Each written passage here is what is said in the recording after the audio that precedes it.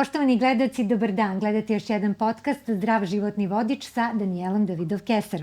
A velika je zadovoljstvo što danas u emisiji imamo divne goste, imamo dvoje gostiju, tačnije, i oni su dokaz upravo da u životu sve moguće i da se nekako ne treba prepustiti nekoj sudbini, već raditi na sebi i biti pravi primer drugima.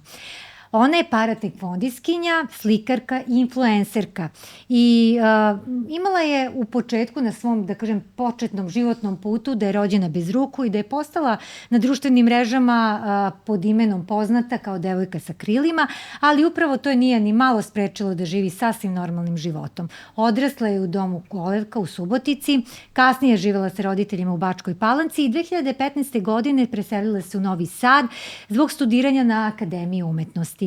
Učila je da piše nogama, hranila se nogama, slikala je nogama, nikada nije odustajala od svojih snova i ono što je najvažnije, našla je svoju srodnu dušu jer upravo njen suprug Marko joj u svemu tome pomaže i njihov svakodnevni život prate milione ljudi. Oni su Dejana Bačko i Marko Nežić. Dobar dan i dobro mi došli. Dobar dan. Dobar dan. Zadovoljstvo je, kažem, što mogu da vas ugostim u našem podcastu. Stvarno pratim sve ono što vi radite i kao što sam rekla na početku, pravi ste primer drugim ljudima. Hvala. Drago nam je zbog toga.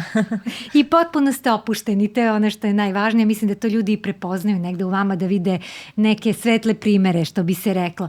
Meni se upravo i tvoja, Dejana, negde izjava dopala kada si prilikom nekog intervjua rekla da nikada ne treba odustati od svojih ciljeva i da ne smemo da dozvolimo da svet promeni naš osmeh, nego da naš osmeh treba da bude neki primer da promenimo svet. Ali tako? Tako je. Yes. I koliko ti je to bilo značajno da shvatiš koliko je to važno? Pa važno mi jer posle svakog pada vi morate da ustanete i da idete dalje. Mislim, to, i ako padnete, to nema nikakve veze sad da je to nešto loše ili da ste manje vredni ili da odustanete, gurate napred. Idete dalje i sa osmehom. Ja stalno imam ovde neke i kolege i prijatelji pa kad me pitaju pa kako možeš da budeš nasmijana stalno? Ja kažem pa šta da radim, da se prepustim, da plačem svaki dan.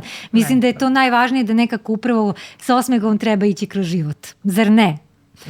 To je nekako, evo, to je ono što je i tvoja deviza i što mi je baš značajno.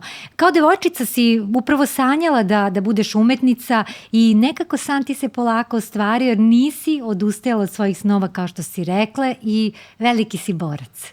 Tako je, pa kao malo, mislim, ja sam govorila da možda mi je Bog oduzeo ruke, ali mi dao taj jedan talent, a to je slikarstvo i stvarno sam se tome i posvetila sada. I to me nekako ispunjava i to je neka prva moja ljubav. I koliko recimo dnevno posvetiš vremena slikanju? Moraš svaki dan da slikaš ili to nešto ne moram Marko? Mislim, ništa se ne mora u životu, ali pa sve zavisi kakvog sam raspoloženja. Ali uglavnom iskoristim to vreme kada je Lara u vrtiću, pa onda da slikam. Da. A Marko, kako ste se vas dvoje upoznali? Ajde možda od toga da krenemo. Može, da. Ja sam pre svega hvala što si nas ugostila i čast nam je da se nađemo među tvojim gostima koji su stvarno fenomenalni. Upoznali smo se tako što sam ja inače savjetnik za ishranu i pravio sam pre 8 godina, 9 jednu edukaciju na kojoj se pojavila Dejana. I tad sam u stvari prvi put i čuo za nju, prvi put sam je video, da stvar bude još čudnija, prvi put sam se i susreo sa bilo kojom osobom sa invaliditetom u tom trenutku i u startu mi je to bilo malo čudno, ali svidio mi se njen stav, kako ona priča, kako reaguje na neke situacije i sve ostalo i eto, to je bio neki naš prvi susret. I kasnije ste se nekako ponovo videli, ali tako? I onda se rodila, da kažem, jedna velika ljubav među vama. Da. Nismo se tada odmah počeli zabavljati, nego posle par godina. Jednom smo se sreli slučajno za Novu godinu i tako je sve počelo. Divno. I upravo, kao što smo rekli na početku, imate predivnu devojčicu Laru. Kako se usklađujete upravo u tom nekom svakodnevnom životu? Hoćeš ti... Jer sve jedno. Može prvo, evo Dejana, neki svoje neko viđenje, onda Marko svoje. Pa evo, kako izgleda jedan naš dan, mislim, Lara ide u vrtić, budimo se, iako ja ne volim da se budim rano, ali probudim se naravno, Lara nas prva probudi, budi se rano, ali spremamo se za vrtić, Marko je odvede u vrtić, ode na trening, ja tamo iskoristim tu priliku da slikam dok je ona u vrtiću, pa odemo po nju, pa onda isplaniramo šta ćemo, kako ćemo, gde ćemo sa njom, sad s obzirom da su topli dani, uvek pobegnemo negde, da li to bio shopping centar ili igraonice negde pod klimu, što bi rekli. Da. Marko? Pa tako kao što je rekla, samo što ne ode uvek ona odmah da slika, nego nekad odspava do 10-11, pa onda počne slikarstvo. Ali uglavnom je tako, eto, sad tokom toplih dana ili budemo gore u kući kod mojih roditelja malo ili negde pobegnemo, trudimo se što više dok smo tu sa Larom da budemo tu, koristimo i trenutke kad ode kod babe, da mi imamo vremena za sebe i tako dalje. Koliko je važno da budete jedno drugom podrška u svemu? Pa jako. Mislim, nekad partneri onako budu, mislim, ljudi su i umorni i teško je vreme i naporno i sve ostalo i onda se onako prepiru, a mi uvek gledamo nekako da dopunimo baterije jednim drugima. Kad ja vidim da je njoj recimo nešto teže ili da joj nije baš neki dan, onda ja više preuzmem kad ja želim da odmorim, ja njoj to kažem i tako se na neki način menjam. Dopunjavate se, to je ono što je najvažnije. Dena, milioni ljudi su gledali, ja mislim, taj snimak kako preslačiš bebu. Da li te to iznenadilo kad si videla koliko je to nekad odjednom nastala neka euforija posle tog snimka? Pa pre svega mi je drago, a naravno da mi je iznenadilo da toliko pregleda i što nas i dan danas ljudi prate i što su oduševljeni pre svega i našom energijom i cijela naša porodica, tako da kažem. Ali da, mislim, Laru preslačim, to mi je najmanji problem, ali na primjer, meni malo treba duže vremena da je i presvučem i obučem, dok na primjer Marku to za par minuta otprilike završi sve. I kad si postala svetski prvak u paratekvondou, mnogi su tada videli neki uzor u tebi i da li si primetila da je, da kažem, veliki broj osoba sa invaliditetom počeo da ti se javlja i da ti upravo to govori, da si im postala neka vrsta uzora? Pa drago mi je zbog toga i ja isto volim da vidim isto nekog sportistu koji je isto osoba sa invaliditetom da je uspešan. Eto, u paratekvondu ima jedna Danijela, ona je stvarno žena, ja ne znam, veliki borac, ona nema ni šake ni stopala, isto je trenirala sa mnom i stvarno ima niz medalja. Znači ima još sportista, odnosno tvojih kolega, da kažem, koji su sa tobom trenirali, koji su uzori. Mislim, nije samo i u paratekvondu, ima i u drugim sportovima, ali da kažem, eto, kao osoba s invaliditetom ima i Borislava Beba Ranković, ona je Teniserka, jeste, znam, da. Ona je isto uspešna, tako pa da ima. Jedno vreme isto trenirala streličarstvo, da. I recimo prvak u streličarstvu je isto dečko koji gađa nogama. Met, da. On isto gađa nogama, da on duže od mene gađa, ali da. Šta ti je lepši sport? Čime si više volala? Jednostavno više tekvondo. Tekvondo, da. Jer ipak u streličarstvu trebate da imate i fokus i koncentraciju i stvarno dosta vremena i ulaganja u taj sport. Koliko je teško vežbati, odnosno kad se pripremaš, odnosno kad si se pripremala za neko takmičenje? To su sati pretpostavljena treninga. Pa da, sati treniranja. Tu je, na primjer, neko takmičenje dolazi, tu se baš 3 puta nedeljno ideš na kardio, posle teretana možda nekad bude prepodnevnim časovima, ali uglavnom se tu priprema baš. Bude hardcore, što bi rekli. Da. Teško je pratiti neke sportiste, Marko, u svakodnevnom životu. Jeste. Pogotovo za streličarstvo, to je bilo izazovno dosta, jer trenirala je na tvrđavi, mi smo živjeli blizu železničke stanice i onda svaki put kad ideš na trening trebaš krenuti sat vremena ranije da se teren postavi, pa posle da se vratiš i tako dalje. Da, oduzima vreme, ali... To je, posebno to dok odeš, dok se vratiš, pa što kažeš ti, dok se postavi nešto, dok se sve sredi, ali eto, bitno je znači da postoje uzori i upravo i u ovim sportovima i da upravo stalno govorim to, da jednostavno moramo jedni drugima da pomažemo i da vidimo neko svetlo na kraju tunela u svemu. Ja mislim da je to možda i veoma važno. Dejana, ajde da kažemo kako si odlučila zapravo da se baviš sportom i koliko je tu odricanja bilo zapravo potrebno na samom startu? Pa ja sam krenula da se bavim sportom da bih ojačala noge, jer sam ja tad krenula da studiram akademiju u Novom Sadu i jedan deo akademije je u centru Novog Sada, a drugi deo akademije je na Petrovaradinskoj tvrđavi. I sad tamo imate slikarstvo, taj predmet i sad svaki dan trebate da se penjete gore i da menjate autobus. Ja sam tad putovala iz Bačke Palanke za Novi Sad, znači menjala sam 2 autobusa, sve u svemu. Htela sam jednostavno da ojačam noge zato što sam bila baš slaba i trebalo mi je to. I tad je bio aktualan Facebook, nije bio toliko Instagram i ja sam htela da istražim neki klub u Novom Sadu, da krenem nešto da treniram. I naišla sam na taj klub Gitros, taekwondo klub Gitros, i videla sam uglavnom fotografije gde su deca. I ja sam mislila to je uzrast mala deca, da ne može preko 20 godina. I ja sam poslala tu poruku na Facebooku, međutim, ja sam nešto, nisam se više vraćala ni na taj profil, niti sam bila na Facebooku toliko aktivna, međutim, to je prošlo dosta vremena i umeđu vremenu se meni trener javlja iz tog kluba i zove me i predstavlja se, ja sam Aleksandar Andrevski, trener taekwondo kluba Gitrosa, zanima me kao da li bih htjela da probaš taekwondo, i ja sam rekla što da ne, volila bih da probam da vidim kako je i ja sam došla na prvi taj probni trening i meni se to sve svidalo i rekao ajde da počnem da treniram pa da vidim kako i šta dalje. Tako da se to meni svidalo i tako je krenula u stvari ta priča sa taekwondom i sa osvajanjem tih prvih medalja. I našla si negde sebe u tome, što je najvažnije. Jesam, mislim, naravno. Kad si probala i tenis da treniraš? Da, i tenis sam probala. Kako je izgledalo trenirati? Da. Vjerovatno smiješno.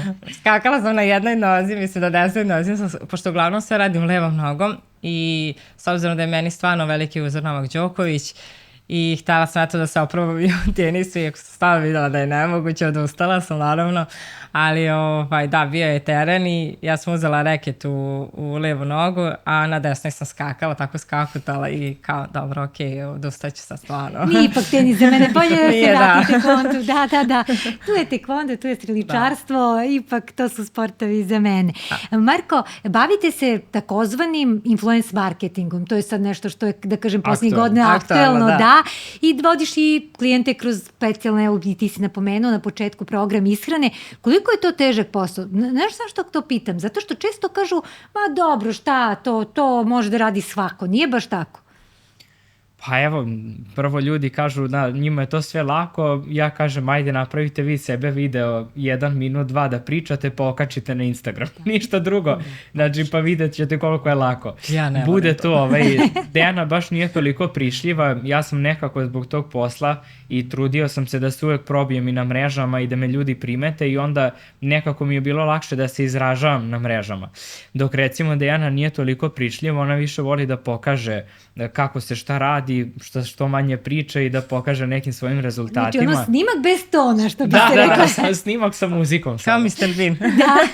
I onda bude tu izazovno kad se dobije brief za nekog klijenta šta treba da se snimi, šta treba da se predstavi. Iako su to neki brendovi koji su nama dragi, koje poznajemo dobro i volimo i zaista koristimo, opet treba tu preneti neku poruku i onda snimiti prvi put, drugi put, montirati te kadrove. Ima tu onako solidno posla. Ne mogu da kažem da je teško, ali nije baš ni jednostavno. Ali se pridržavaju klijenti kad im kažeš program ishrane takav i takav, poštuju ono što im kažeš? Pa pošto je Dejana prvo da pitamo? Kako? Dejana? Pa evo, kad smo se mi počeli zabavljati, imala je 35 kg, sad ima 39,5, tako da svake godine po kilo. Tako da dobro je. Da. I ima interesovanja, se javljaju ljudi sa željom da je nešto žele da promene, da kažem. Pa ima, uvek ljudi žele nešto da promene. Uvek. Mislim, i bilo i bit će. Da. Znači, nije baš sasvim lako baviti se upravo ovom vrstom marketinga. Pa, ne mogu da kažem da je teško, ali nije ni lako, nešto onako između. Zanimljivo je. Da. Ajde da kažemo možda i to, Marko, šta Dejana ne može sama da uradi, gde si ti potreban? Pa ne može da zakopča recimo dugme na farmericama, to svakako. Znači kada oblači farmeric ili nešto što je, takođe kad oblači nešto što je dosta uzano, neke uzane helanke ili shorts, treba joj svakako pomoć. Šta još ne može? Kosa. Ne može da veže kosu, eto, to mi pada na pamet. I da vežem pertle. To Ne mi sad može da palo na veže pamet. pertle, evo, to smo jutro zavezali zajedno. I tako neke sitne stvari uglavnom. Da, ali većinu drugih stvari može. Čak je imala jedan video koji sam ja gledala kad si upravo oblačila farmerke da pokažeš kako uz pomoć stolice, ali tako, da si uspevala. Teži je način, da, ali mogu da obučam farmerice, ali svako je lakše kad neko zakoča. Da, ali fascinantno je da zaista sve drugo možeš da uradiš. Da si se toliko osposobila i da su ti toliko jake te noge koje si vežbala, da. Ja da kažem, sada, moje noge su zlatne. Upravo to, znači noge su sve Da. i sve i bez njih ništa, što bi se reklo. I koliko je bilo teško kad si slomila nogu, to je bilo verovatno jedan težak period, evo Marko se smeje, verovatno je bilo... Ajde ti. Reci. Dobro, ajde. Tada smo mi živjeli kod njegovih u kući i mi smo bili gore na spratu i to su bile te neke stepenice gde svaki dan se penješ gore, dole i sve u svemu ja sam se nekako penjala gore. Šta sam ja tu radila? Stvarno ne znam, ali sam se nekako okliznula i udarila sam direkt koleno od ivice stepenika i ja sam mislila, to će mene proći, nije meni ništa. I ja sutradan mi motiče kolena, reko obloge da stavljam, bilo šta. I međutim, ja nisam mogla ni da šetam nešto i na kraju smo otišli na urgentni. Ja sam išla sa Markovom mamom, pošto tad nešto Marko nije ni bio, to negde si bio. I sve o svemu, mi smo tamo došli na urgentni i kad su me stavili u kolica, ja kažem njima, sad sam prava ona osoba s invaliditetom u kolicima, rekao da se i ja to nađem isto, mislim, našalila sam se, ali nije mi bilo svejedno kad mi je došao i rekao doktor, kao nećeš moći sad ništa levom nogom, a ja uglavnom sve radim levom nogom, kao nećeš moći ništa da radiš 3 meseca, koliko je već rekao, slomljeno ti je čašica, šta već. Gde se na kraju ispostavila, mislim, oni su mene umotali u taj kao neki gips, šta već, da se ispostavilo na kraju da meni nije ništa. Nije uopšte bio prelom u pitanju, ne? Nije bilo polomljeno, Nije bilo polomljeno, nekoliko snimanja da. I onda je čovjek skinuo da snimi i rekao mislim, da je okej. par dana je bilo, znači Mnogo je kraće trajao oporavak. Nije to 3 meseca morala da bude odsudno. Ne, mislim, to je baš bilo užasno. Ali mislim, ja nju stavim na leđa, pa je nosim gore na drugi sprat, kuće. Ono čak krompira kad stavite silazi, pa premeštaš vamo, ne može ona rukom ništa ni da dohvati. I tad sam se baš osjećala bespomoćna, ne mogu ništa da radim. I još Lara mala i tako da. I kad mi još rekao kao 3 meseca pa posle oporavak, rekao majko mi je mila. Fizikalna posle toga, on nikad kraja, da. Dobro je prošlo. Tako da je dobro sam prošla. Dobro je prošlo. Dena, negdje sam pročitala i tvoju izjavu da si se kao mala pitala, to se obično i ljudi pitaju kad im se nešto dogodi, zašto baš ja, zašto se meni sve ovo događa, ali jednostavno tada da si kasnije shvatila da ti je Bog upravo dao jedan drugi veliki talent, upravo što si rekla vezano za slikanje. Pa dobro, tad kad sam bila mala, tad sam tako i razmišljala, a sad kad bi mi neko rekao da li bih htjela ruke da imaš, ja bih rekla ne. Mrtvo ladno bih rekla ne, zato što sam već navikla, nekako sebe ne vidim sa rukama sada, jer navikla sam na takav život i sve radim nogama, tako da su mi sad bespotrebne. Da. A da li je tačno da si mamu tada u tom nekom ranom detinjstvu možda pitala zašto te ljudi gledaju i da ti ona rekla da samo treba da podigneš glavu? Da ti je to bio taj motivacion jedan važan trenutak? Jeste, zato što sam tad dolazila uplakana kući, jer bilo je to i ruganje i podsmevanja kad idete iz škole ili kad idete u školu, uvek budu ta deca koja su, mislim, njima je vjerojatno to... Deca ko deca. Ili budu ta neka pitanja ili jednostavno dođu i upiru prstom u tebe. Mislim, kao mala je tako bilo. I zato sam ja tako dolazila uplakana kući i jednostavno sam pitala mamu da mi da njene ruke, naravno što je žena rekla i da jednostavno ne može, mislim, ona bi vrlo rada, ali jednostavno da ne može i ta njena nekako poruka da podignem glavu i da idem samo napred i da gledam samo napred me je motivisala da idem dalje. Mislim, majka je tu bila ključni faktor, ona je tu uvek bila i kao podrška i sve. Mislim, ja kažem možda da ona nije bila tako, ne bi je bila ovoliki borac. Da, mama kao najveća podrška, takve su mame, jednostavno ništa bez njih, što bi se reklo. Da. Ali posle kasnije u srednjoj školi na fakultetu nisi imali nikakvih problema, tu si pa već... što se tiče fakulteta ne, ali srednje škole, na primjer upis u srednju školu, tu sam imala problema jer su rekli kao da ne mogu da upišem tu školu jer nemam obe ruke. Eto, to je bio ti neki predrasude odmah na početku, bez obzira što sam ja uradila prijemni super, što sam imala od mogućih 100 bodova, 99 bodova, bila sam bukvalno na listi ispod crte. A koju školu si tada? Srednja umjetnička škola za dizajn Bogdan Šuput u Novom Sadu. Međutim, moja mama je zvala školu da pita zbog čega je to tako, šta se dešava. Pa su oni tako rekli odmah zbog ruku, gde sam ja na kraju i upisala tu školu i završila je redovno, tako da bez problema je na kraju bilo sve. Eto, vidite kako nekad ljudi imaju nekad predrasude. Odmah na početku. Odmah na početku i odmah je to. A ti u principu do sada 15 samostalnih izložbi, više od 1500 radova, mali broj umjetnika koji time može da se pohvali, stvarno.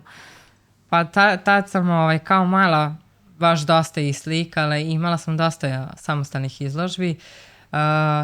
Sad trenutno slikam neke nove radove.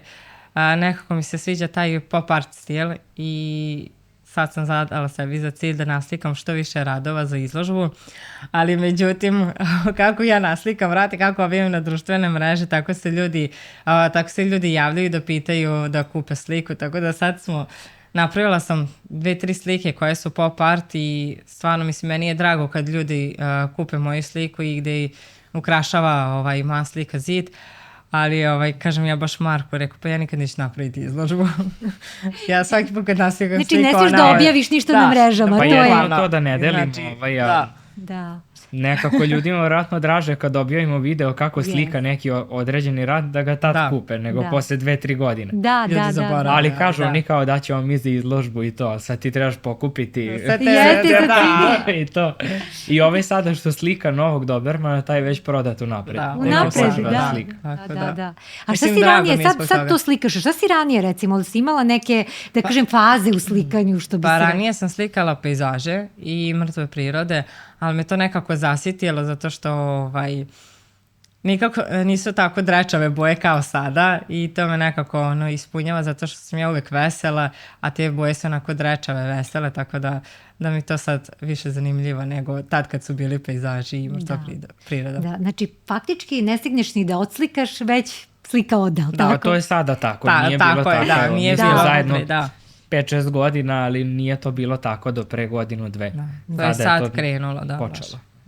Da li možda zbog te popularnosti koju imate jednostavno na društvenim mrežama, ste svesni toga? Da, 100%. Mislim, zbog YouTube kanala su nam se počeli ljudi javljati već u prethodnih godinu, dve iz inostranstva i onda bez problema izvadimo potrebnu dokumentaciju, oni uplate kako uplate i pošaljemo sliku za, ne znam, Šangaj, gde god da smo slali, sve može. Znači i tako, po inostranstvu su isto prodavane slike. Da. A koju društvenu mrežu faktički najviše volite? Da kažem, ili to nema veze? Pa sve uglavnom volimo. Pa različite.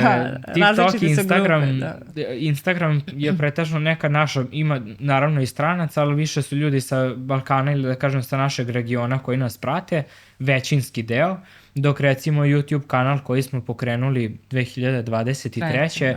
To je baš buknulo, tamo imamo skoro 3 miliona ovih subscribera i neke imamo jedan video 180 miliona pregleda. O, svaka čast, to nisam čula, stvarno da neko ima, svaka čast. Ogroman broj ljudi je video taj sadržaj. Šta je, ko je taj video, čemu? To ja mislim kad sam ja bila trudna, je tako? Pa i kad je trudna i kad se porodila, nešto smo iseckali, isklopili, objavili, super je prošlo i onda su ljudi počeli iz celog sveta da nas prate. Do tada je bilo više onako da kažem naš region, sad su ljudi iz celog sveta tu. Pa to faktički znači da vi imate, pa ja ne znam onda koliko, vi imate faktički milione pratilaca, kad možemo sad da kažemo. Pa oko nekih, na YouTube-u 2,6 miliona, na TikToku 1,5. Da.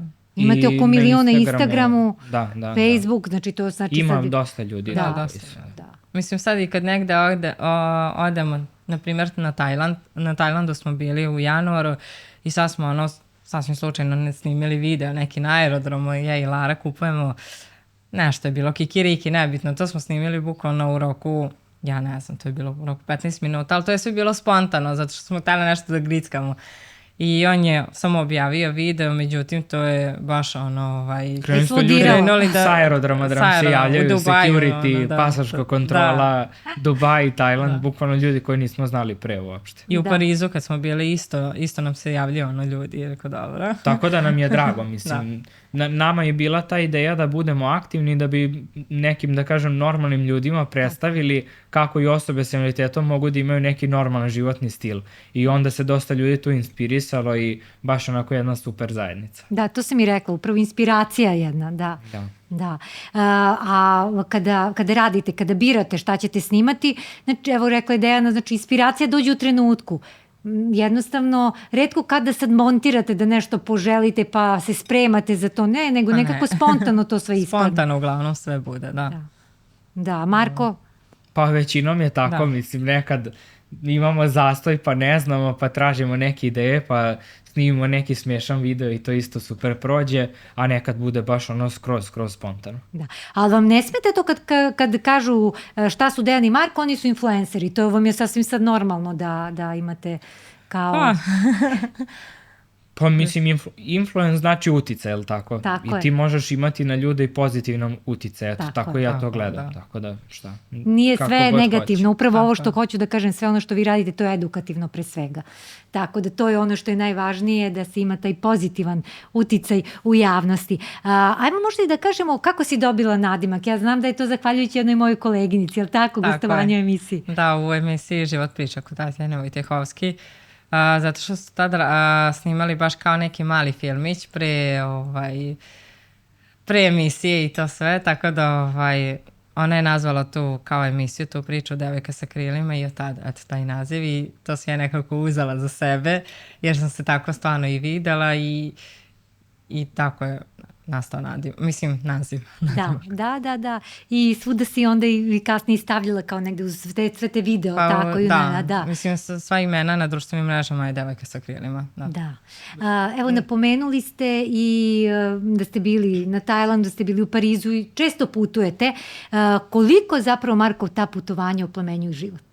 Koliko putovanja oplemenjuju život? Mi bi stalo negde putovanja, mi nemamo mira. Da ne idem nigde. Baš mi bude kriza, onako već posle mesec i po nekako to me baš ispunjava i pre nego što sam se počeo zabavljati sa Dejanom, baš sam putovao koliko god sam mogao. U skladu sa zaradama i sa svim, putovao sam stvarno koliko god sam mogao i to mi se isto dopalo kod Dejane, što sam naišao na neku osobu koja i želi i može da te prati u svemu, jer to ne može svako. Tako je. I onda s njom stvarno sve može, zipline može, kvad može. Skakanje iz aviona. Nisu svi ljudi takvi. Tako da smo se super pronašli. I skakali ste iz aviona? Da, to je bila moja ideja, zato što sam ja jednostavno htela i to da doživim. Bilo je super. A pre par godina smo se javili da hoćemo da skačemo, ne sjećam se tačno kome, isto na njen nagovor. Ona je postala luđa nego ja. I onda su nas odbili zato što kao nemaju načina kako nju bezbedno da vežu. Jer uglavnom ide kako onaj prsluk i sve. Međutim, mislim, mi smo vidjeli video da Nik Vujčić da je on bez ruku i nogu skočio i onda ne može tebe neko da ubedi da ti ne možeš ako je neko to već uradio. I onda smo samo tražili priliku i slučajno su nam se javili, mislim da je Tandem skok Beograd ili tako nešto. I ne da smo rekli da hoćemo, nego bez problema, samo kada recite. Tako da je super iskustvo. Ja sam se više uplašio od nje. Ja nisam, ja bih mogla ponovo. Eto, neka sledeća prilika već. Da. I gde ste sve putovali? Šta vam je recimo bilo najzanimljivije neko putovanje? Pa sad sve zavisi. Da. Meni je Tajland ostavio najveći utisak. Još smo bili sa Larom i sa prijateljima. Išli smo na bukvalno sve izlete, znači na koje je moglo da se ide, sve smo išli sa Larom, tako da kad se sabere sve plus i minus, kao teško i to i koliko je bilo lepo, meni je to najbolje putovanje. Da. I imate sad neke planove, neke destinacije već u glavi za neki naredni period? Pa mi smo se pre manje od mjesec dana vratili sa Balija, tako da sad nam je cilj možda pred kraj tamo godine Zanzibar. Eto, to bi voljeli. Dodajte neki safari. Sa Larom. Vodit ćemo Laru sigurno. Bili smo 15 dana na Baliju bez nje, imamo baš dobre babe i super se organizuju. Baka servis. To je najvažnije. Da, ali bilo je previše stvarno, znači 5-6 dana još i nekako 7, ali ovi 15 dana, je baš, od sad je vodimo. Da, Stalno. da. Kriza. Kakvo interesovanje ima? Ona je još mala do duše, ali kakve interesovanje? Ali vidite da li umetnički tip ili... Pa još uvijek je mala, ali voli ona tipa kad vidi mene da ja slikam, hoću ja malo da slikam, mogu ja malo da slikam, tako slatko dođe i kaže, ja gledao u nas i kao, mogu ja malo slikam, rekao, ajde možeš, ali njoj je interesantno ne sa četkicom, nego da... Bojice neke, ili tako? Ne, nego da uzme boju i da stavlja ruku. Aha. Na Ja to ne boju, podržavam. on to ne podržava. I rekao, Marko, to je dete, rekao, mora da istraži da vidi šta i kako. I ja onda nju pustim, ona se sva zamaže. Znači, njoj to je valjda toliko interesantno da ona obe šake umulja u tu boju i tako po platno Pa da, mulja. klasično dečije. Pa Apstrakcija. Da. Da. Performans. Nikad se ne zna, možda će se to jednog dana isto prodavati, nemojte Da. da budete sumnjičavi. Ali evo, pomenula si Nika Vujčića i da li ti je i on negde na neki način zajedno s Novakom Đokovićem možda bio neki uzor? Jeste, i kao mala kad sam bila, isto sam dobila jedan CD gde je baš bio njegov dokumentarac i stvarno kad sam videla šta sve on u stvari može, jer rekao, vrate, ja nemam samo obe ruke, rekao, čoveče, onda moram i ja nešto da radim. Tako da me on stvarno motivisao i imala sam tu čast i da ga upoznam. On kada je držao motivacioni govor u Beogradu i u Novom Sadu, ja tad nisam mogla u Beograd da dođem, ali sam bila u Novom Sadu, tako da sam tad imala i priliku da ga upoznam. I imala sam tu čast da mu poklonim jednu svoju sliku gde je bila tema kao Petrovaradin. Petrovaradinska tvrđava. Tako da sam uručila tu sliku i posle godinu dana smo se ponovo videli, nešto privatno, tako da eto, drago mi je što i njega isto znam. Da, divno, zaista. Ja mislim da je on jedna velika isto motivacija Pa u celom inspiracija svetu, isto, inspiracija ljudima, da.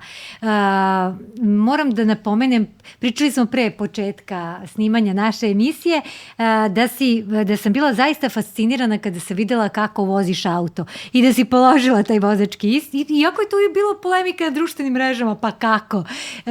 Voziš, kako se snalaziš, ali ti teško da voziš? Ja slabo vozim, zato ja i pitam kako je. Nije mi teško, ja volim da vozim i volim da mogu sama da odem, da ne moram Marka da maltretiram i kažem mi, Marko, ja moram negdje da idemo, da li želiš da me odvezeš? Tako da volim stvarno da idemo od tačke A do tačke B, što jednostavno mogu i sama i stvarno mi nije teško. I volim da sedem u taj auto i da držim volan, tako da bez problema. Mislim, ja sam bez problema položila vožnju, ali teorija je bila tu malo začkoljica. 2 puta je pala teorija. 2 puta pala, šta sada? Nije to bitno, bitno je ovo što je najvažnije praktično da je odmah Tako položila. da. A što se tiče društvenih mreža, to kada smo objavili, ja sam položila, mislim, ja razumem ljude, oni jednostavno ne znaju. I tad je bila baš polemika da kako ona može da vozi nogama, ajdemo sad kao svi da vozimo nogama, mislim, ja razumem potpunosti te ljude i drago mi je što je na kraju i objašnjeno zbog čega ja stvari mogu da vozim. Osobe sa invaliditetom, ako već prođu tu lekarsku komisiju i vozački ispit i sve ostalo, one trebaju da voze bezbedno na način koji je njima prilagođen. Da.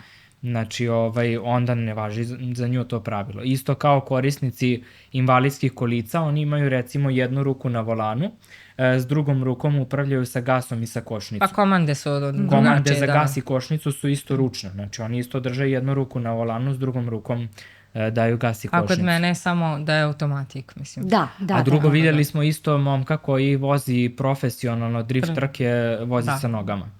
Isto tako da ponovo, ako neko može, koji je razlog zašto ne? Ali ti je bilo teško da učiš ili ti je bilo to sasvim spontano? Nije mi bilo teško, mislim, ok mi je bilo.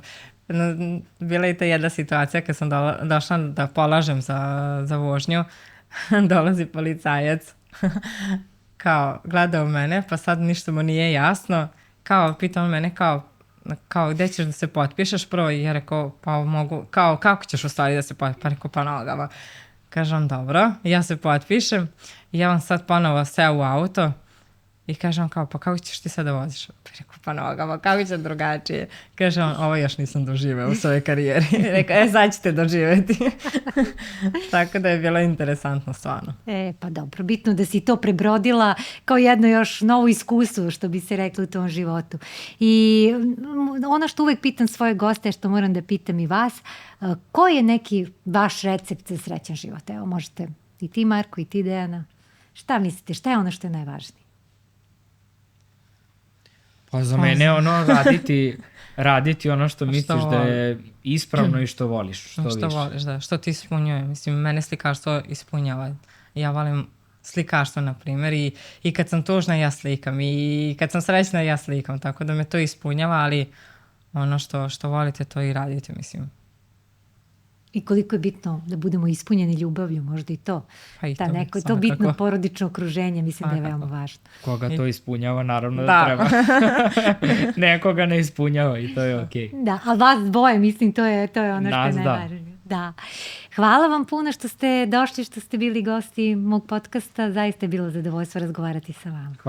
Hvala na pozivu i nama isto drago. Drago mi je i ne dajte se, morate i dalje onako, imate svoje, da kažem, puteve i imate dosta inspiracije u svom životu i radite ono što volite, to inspiriše i eto, kako što smo rekli, na milione drugih ljudi, to je veoma važno. Hoćemo i nastavit ćemo. Hvala. A onda se mi vidimo kad opet nešto novo osmislite, pa da dođete kod nas. Dođemo ponovno. Da. Uvek ćete biti kod nas rado viđeni gosti. Hvala još jednom, Dejana, hvala Marko. Hvala. Dragi gledalci, hvala i vama što ste bili deo još jednog podcasta Zdrav životni vodič sa Danijelom Davidov-Keser. Videli smo šta sve mogu i naša Dejana i naš Marko i koliko su stvarno prava inspiracija za milione ljudi širom sveta. A naravno i vi budite inspiracija nekoj osobi jer je to nešto najvažnije. Moramo da se podržavamo međusobno, kako bez toga. I budite zdravi, naravno, što je moguće i duhovno i psihički, što se kaže, i fizički. Sve to zajedno čini jednu pravu sreću u životu. Prijatan dan vam želim.